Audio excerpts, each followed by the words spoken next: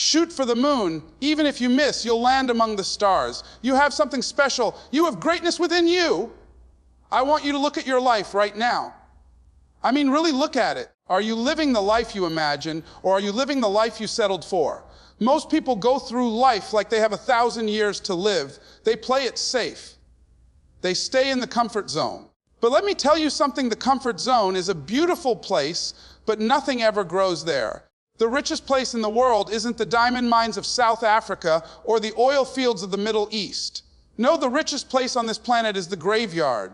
Because in the graveyard, you will find inventions we never saw, businesses never started, masterpieces never painted, and best selves that were never realized because someone was too afraid to take that first step. But you're still here. You still have air in your lungs. And that means your story isn't over. You have a responsibility to manifest your greatness. It's time to stop being a spectator in your own life. It's time to get hungry. The awakening of your inner giant, you have to understand that most people go through their entire lives living in a mental prison of their own making. They walk around with invisible handcuffs, bound by the stories they've been told and the labels that have been pinned to their chests by people who couldn't even see their own potential, let alone yours. I'm telling you right now, the first and most critical step to becoming your best self is the awakening of the giant that has been sleeping inside of you. You've been playing small for so long that you've started to believe that small is who you are. But I am here to shake you up. I am here to tell you that what you have achieved up until this point is only a tip of the iceberg of what you are truly capable of manifesting. You have been blessed with a reservoir of talent and ability that you haven't even begun to tap into. The problem is that we are conditioned from a young age to fit in, to follow the rules, and to stay within the lines. We are told to be realistic. Let me tell you something about being realistic. Being realistic is the most commonly traveled path to mediocrity. If the great inventors, the great leaders, and the great world changers were realistic, we'd still be sitting in the dark. You have to be unreasonable with your expectations for yourself. You have to look at your life and say, I am not my mistakes. I am not my past. I am not the zip code I was born in. I am a powerhouse of possibility. This awakening doesn't happen because someone gives you a promotion or because you win the lottery. It happens when you make a conscious, firm decision that you will no longer live a life that is a shadow of your true potential. It happens when you decide to stop being a volunteer victim and start being the active architect of your destiny.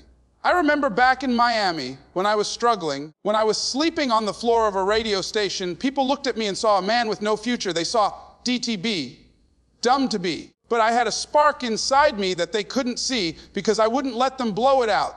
You see, the mind is the ultimate staging ground. Everything that exists in the physical world was once a thought in someone's mind.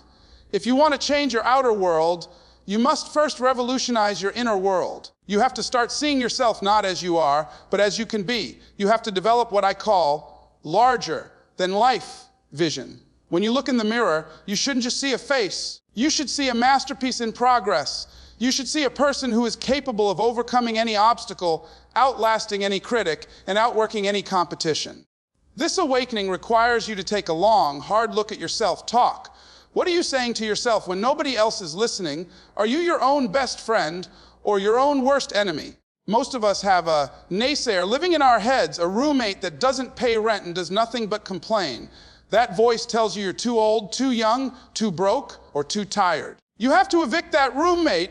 You have to start feeding your mind with high-octane mental fuel. You have to talk to yourself like a champion. You have to say, I have what it takes. I am growing every day. I am becoming the man or woman I was created to be. This isn't just positive thinking. This is possibility thinking. It is the act of claiming your territory in the universe. The world will try to shrink you. It will try to put you in a box and label you so it can feel comfortable. But giants don't fit in boxes. When you begin to awaken, you will feel a tension. You will feel a pull between the person you used to be and the person you are becoming. Embrace that tension. That is the feeling of growth. That is the feeling of your old skin cracking so the new you can emerge. You have to be willing to lose the approval of people who are comfortable with your mediocrity. Some people won't like the new you because the new you reminds them that they are still standing still. That's okay. Your job isn't to make them comfortable. Your job is to make your dream a reality. You were born with a purpose. There is a why attached to your life that is bigger than your how. When you find that why, when you wake up that inner giant, you will find a level of energy and drive that you didn't know existed. You won't need an alarm clock to wake you up. Your passion will wake you up. You will start to see opportunities where you used to see dead ends. You will start to meet people who are on your frequency. But it all starts with that internal yes. Yes to your greatness. Yes to your potential. Yes to the best version of yourself. Stand up, stretch your mental muscles, and let the world know that the giant is finally awake. It's showtime. The price of the prize, let's have a real conversation heart to heart, because if you want to be your best self, you have to understand that there is no such thing as a free lunch in the universe. Everybody wants the glory, but nobody wants the story.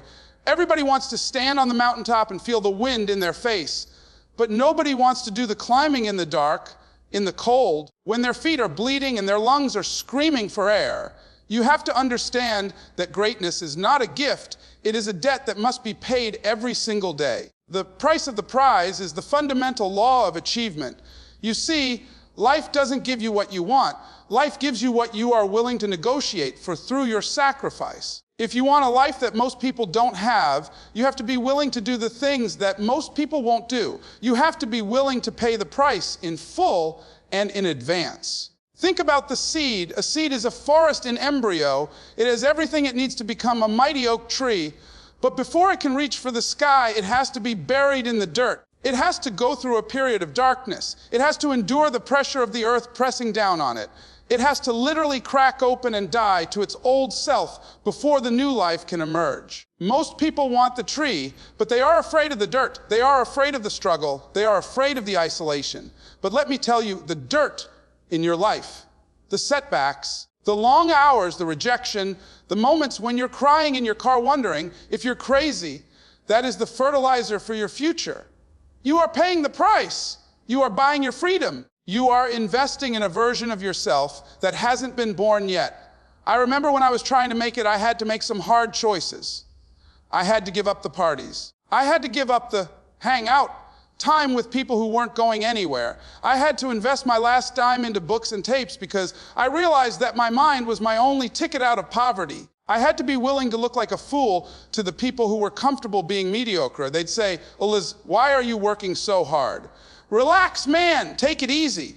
But I couldn't take it easy. I had a fire in my belly. I knew that if I wanted to change my life, I had to change my habits. You have to be willing to trade your comfort for your calling. You have to be willing to stay up until 300 a.m. refining your craft while everyone else is dreaming about success. Success doesn't happen in your sleep. It happens in the sweat equity you put in when nobody is watching. You have to ask yourself, what am I willing to give up to go up? Because you can't keep your old habits and your old friends and your old ways of thinking and expect to walk into a new life. There is a sacrifice of the familiar that must take place. You might have to sacrifice the need to be liked. You might have to sacrifice the need to be right. You might even have to sacrifice the security of a steady paycheck to pursue the vision that keeps you up at night. This is where most people turn back. They see the price tag and they say, it's too high. They decide that the best self isn't worth the pain of the process. But let me tell you something. The pain of discipline is nothing compared to the pain of regret. Regret will weigh tons, while discipline only weighs ounces. Regret is a ghost that will haunt you for the rest of your life, whispering, "What if?" in your ear. Don't let that be your story. You have to develop a whatever it takes mentality. When I was starting out, I was told no 1,000 times. I was told I didn't have the look, I didn't have the voice, I didn't have the education. But I was willing to pay the price of persistence. I was willing to show up again and again and again until the world got tired of saying no to me. You have to be unreasonable. You have to be the kind of person who says, if there isn't a way, I'll make one. That kind of hunger is the currency of the prize. The prize isn't just the money or the fame. The prize is the person you become in the process of paying the price. You become stronger. You become wiser. You become more resilient. You develop a character that can withstand the storms of life. So I want you to look at your dream today and look at the price tag. Are you willing to pay it? Are you willing to go through the fire to get to the gold? Are you willing to be lonely for a season so you can be a leader for a lifetime? Don't look for the shortcut. There are no elevators to success. You have to take the stairs. And every step is a payment. Pay the price gladly. Pay it with a smile on your face and a song in your heart, because you know that what you are buying is a life of meaning, a life of contribution, and a life of greatness. Your best self is waiting on the other side of that sacrifice. Get hungry, get busy, and pay the price. The power of selective association. You have to look at your life and realize that you are not an island. You are a masterpiece in progress. But the people you allow into your studio will either help you paint a stroke of genius, or they will throw mud on your canvas. If you want to be your best self, you have to become the gatekeeper of your own mind and your own environment. I call it selective association. It is the deliberate, intentional act of choosing who gets a seat at the table of your life. You see, most people are casual about their associations. They hang out with people because they went to high school together, or because they work in the same office, or because they live on the same block. But if those people aren't going where you're going, they are inadvertently holding you back from where you need to be. You cannot fly with the eagles if you are scratching with the chickens. Nature has a law. You become like the people you spend the most time with. It's called emotional contagion. If you hang around people who are cynical, people who are always complaining about the government, the economy, or their bad luck, eventually you'll start looking for excuses too. You'll start seeing the world through their clouded lens. But if you surround yourself with only quality people, your life will take on a different vibration. You need to be around people who have growth in their vocabulary. You need to be around people who are more successful than you, who challenge your thinking, and who make you feel a little uncomfortable because they are playing the game at a much higher level than you are. That discomfort is the feeling of your old self stretching to meet your new potential. I remember when I was starting out, I had to make some painful decisions. I had to distance myself from people I had known for years. It wasn't that I didn't love them, it was that I loved my dream more. I realized that every time I talked about my vision to certain friends, they would give me 1,000 reasons why it wouldn't work. They would say, "Les, who do you think you are? You don't have the education, you don't have the money." They were projectors. They were projecting their own fears and their own limitations onto me. If I had stayed in that environment, I would have died a common, man with an uncommon, dream buried inside me. You have to be willing to walk alone for a while if it means keeping your spirit clean. It is better to be alone than to be in bad company, because bad company will talk you out of your destiny. You need to find people who will stretch you. You need mentors who have been where you want to go. You need friends who will hold you accountable. When you tell a quality person your dream, they don't ask why. They ask, how can I help? They push you to go further. They see the greatness in you even when you can't see it in yourself. There is a saying that if you are the smartest person in the room, you are in the wrong room. You need to get into rooms where you are the student. You need to get into rooms where the conversation is about legacy, contribution, and changing the world, not just about who won the game last night or what's on sale at the mall. Your associations are like a thermostat. They determine the temperature of your ambition. If your circle is set to average, you will never reach extraordinary. This also means you have to guard your ear, gate, and your eye, gate. In this digital age, your associations aren't just the people you physically sit with. They are the voices you listen to on your phone, the people you follow on social media, and the books you read. You are associating with the authors of the books you consume. You are associating with the speakers you listen to every morning. If you spend 3 hours a day watching reality TV where people are arguing and tearing each other down, you are associating with negativity. But if you spend that same time listening to personal development, studying the lives of the greats, and filling your mind with wisdom, you are associating with greatness. You are building a mental fortress that the world cannot penetrate. I want you to do an audit of your circle today. Look at the 5 people you spend the most time with and ask yourself, what is this person doing to me? What have they got me reading? What have they got me saying? Where have they got me going? What have they got me thinking? And most importantly, is that okay? If the answer is no, then you have to make a change. You don't have to be mean about it, but you have to be firm. You might have to phase some people out. You might have to spend less time at the water cooler. You might have to stop taking certain phone calls. It's not about being better than them. It's about being better. than you were yesterday. Your best self requires a high performance environment. You are a seed of greatness, but a seed can only grow in the right soil. Find your soil. Find your tribe. Find the people who will feed your flame instead of dozing your fire. When you change your circle, you change your life. Navigating the storms of struggle, I want you to understand something right now, and I want you to hear me with your heart. Not just your ears. Life is going to happen to you. You can have the greatest vision, the best associations, and the most positive mindset, but there will come a day when the sky turns black, the winds begin to howl, and the ground beneath your feet begins to shake. I call these the storms of struggle. Many people think that because they are pursuing their best self, the universe should roll out a red carpet for them. They think that because they are good people with big dreams, they should be exempt from the pain and the heartache.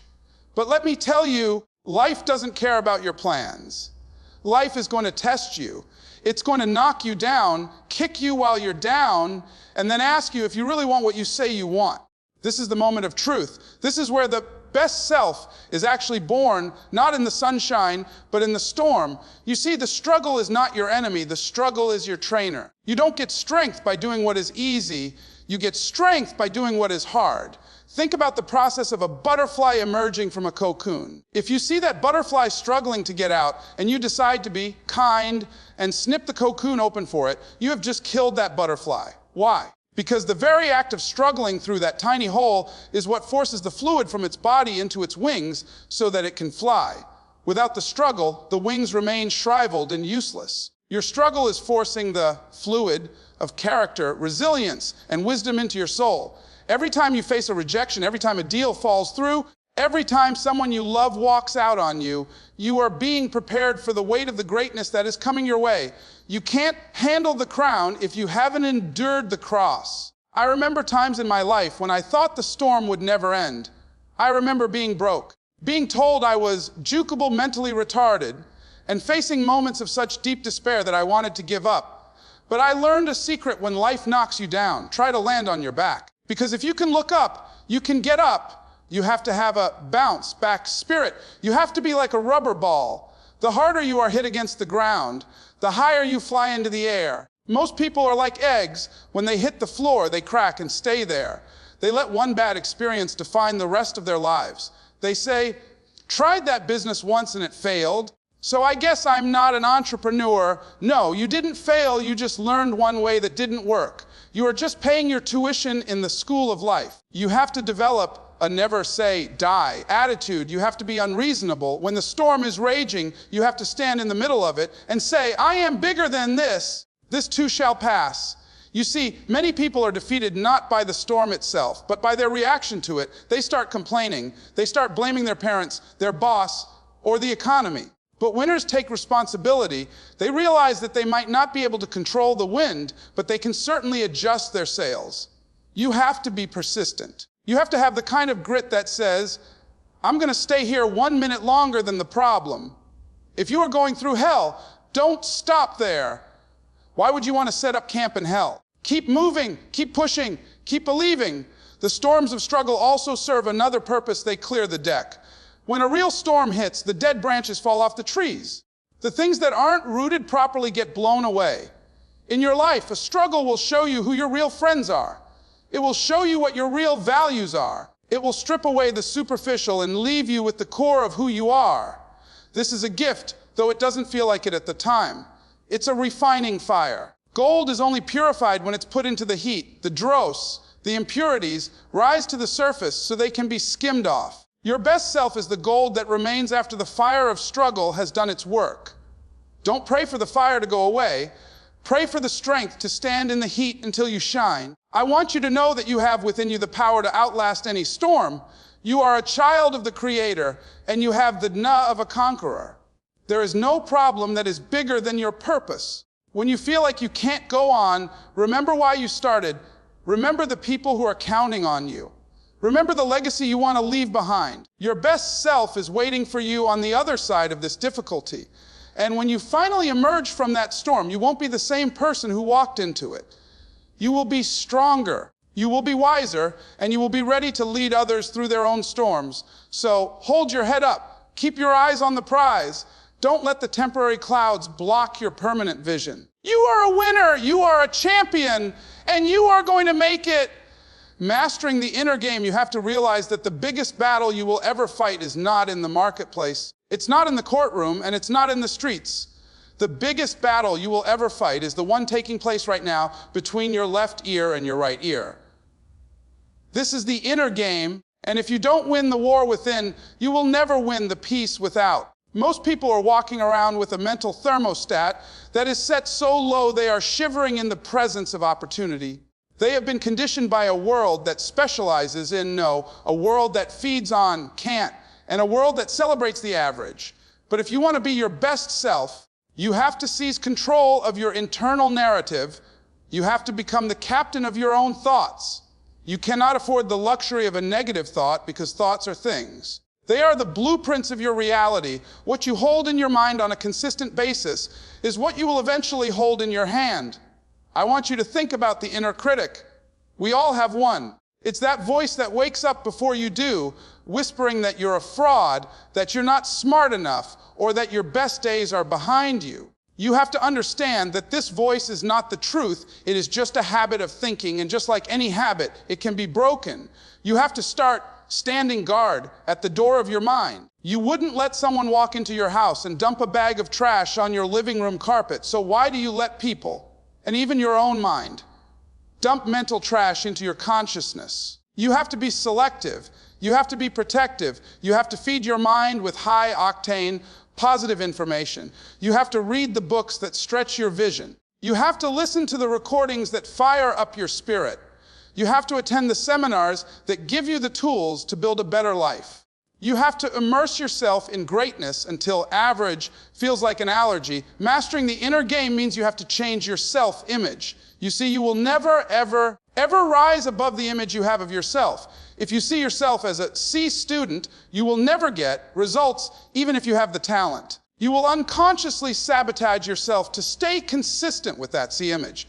You have to go into the laboratory of your imagination and begin to sculpt a new you. You have to see yourself as a closer.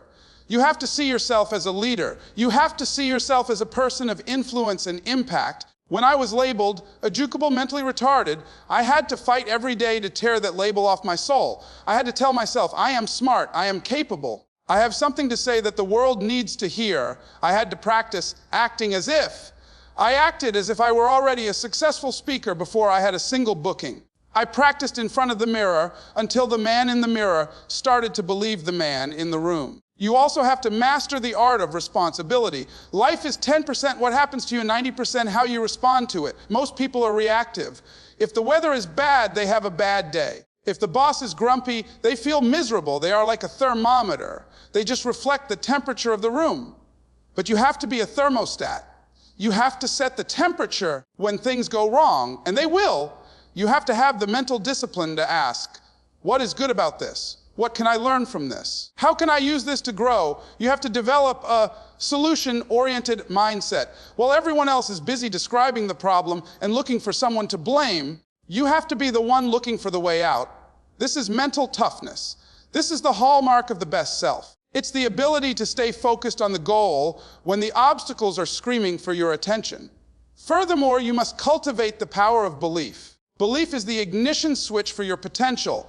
If you don't believe it's possible for you, your brain will literally shut down the pathways to find a solution.